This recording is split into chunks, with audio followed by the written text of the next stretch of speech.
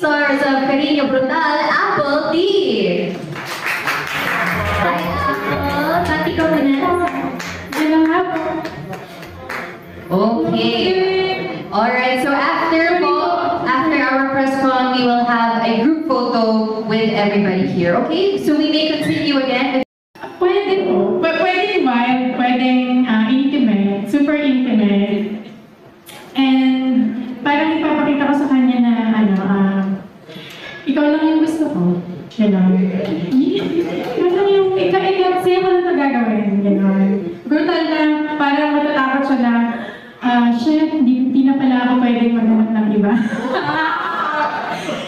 Kasi, mararamdaman niya na okay, kita to. Yung sapat na. Kasi pagod na ako eh. Hindi ko na kayang mag-iba pa. Diba? May karelasyon ka mga yan, Apple?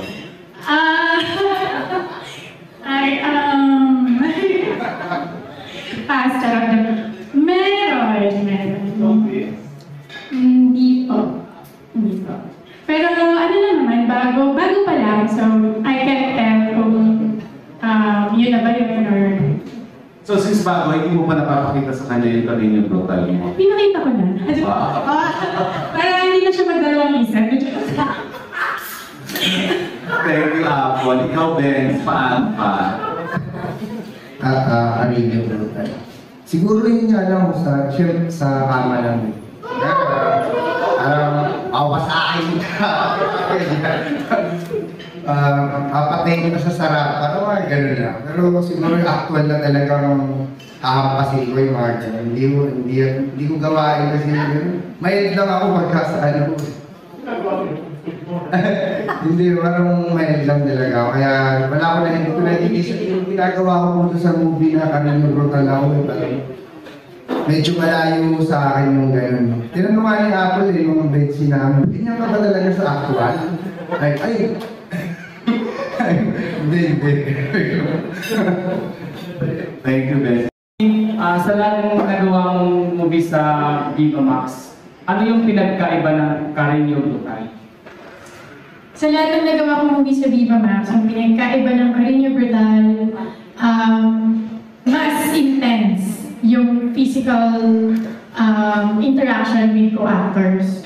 Nandito ko na kasi yung from the word brutal, so talagang mas mabigat yung physical interaction with each other na meron talagang sakitan. Pero syempre, wala naman talagang totoong nasaktan. Kumbaga, sa tulong ng, anong tawag yung stunt director, nagawa po namin ng maayos yung mga scenes without really hurting each other too much. Pero kung makikita niyo talaga po yung scenes na yun, parang sobrang totoo po talaga, sobrang intense and thriller. Okay. Then salamat Miss Apple D. At syempre yung last question ko para kay Derek. Yes. Derek, para sa mga manunood nitong Cariño Brutal, ano yung mensahe or lesson na makukuha ng mga manunood?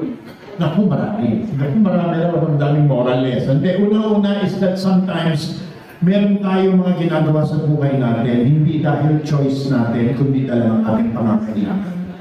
At alam naman natin lahat na sa bawat araw ng buhay natin, meron tayong mga tinitiis, alang-alang hindi para sa ating sarili, kundi para sa mas nakakarami na dumidepende sa atin.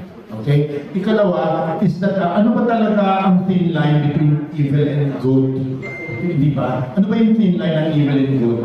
Ikaw ba gagamit ng tao para lamang for the sake of using a person? O maaari bang ginagamit mo yung tao for not only for your own good, but for the good of men? Okay? At then, yung huling lesson is that hindi ka nakakasiguro o hindi mo maaaring kilala mo 100% ang sino bang tao. Yung akala ko babait-bait sa'yo, yung pala ang pinakandang wawalang hiya sa'yo, hindi ba? Kumisa pa yung inaakala ko na masamang intensyon sa'yo, yung pala ang may mabuting, may mabuting pananaw sa'yo katawan. So, yung mga duality na ganyan yun ang aming in-explore sa pelikula. Thank you. Salamat po. Thank you. Great! Maraming salamat po to our casting director of Cariño Brutal. Now, before we say goodbye to them, I'd like to ask you to please invite especially for the benefit of those joining us live, everybody to support your film once it comes out. Hello po everyone, I'm Mana Medina. Sana po ay panoorin po natin ang Cariño Brutal sa January 12 na po yan. At sana po ay suportahan niyo po ang aming pelikula, written and directed by Jose Javier Reyes po. Thank you po. Siyempre si Direk Joey po, sobrang galing po na director, and I know magiging maganda po talaga yung kakalabasan ng movie. So ayun po, kung wala pa po kayong Viva Max, please download the app. Panoorin niyo po sa January 12, pero of course, I think meron po siyang advance screening. Abangan po natin if ever before the week, baka meron po siyang advance screening.